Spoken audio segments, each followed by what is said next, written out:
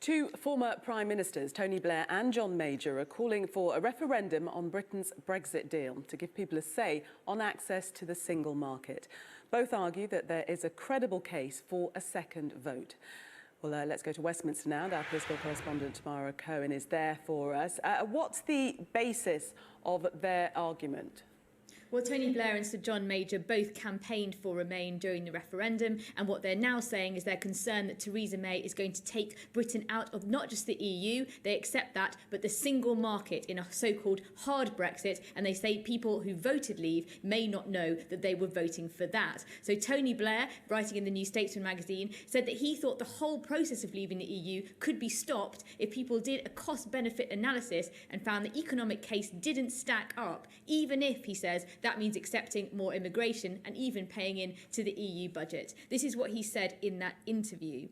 When I say, well, let's just keep our options open, it's condemned as treason. Why wouldn't you keep your options open? Why wouldn't you say, we took this decision, we took it before we saw what its consequences are, now we see its consequences, we are not so sure.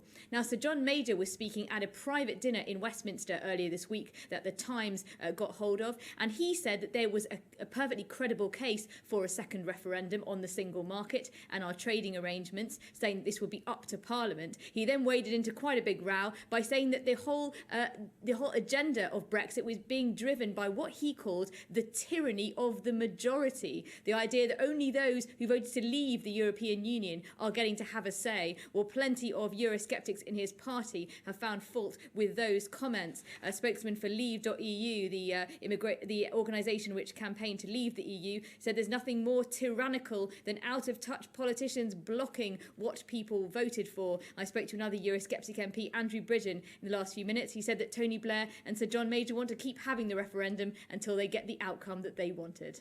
OK. Tamara, thank you. One of Britain's most senior academics is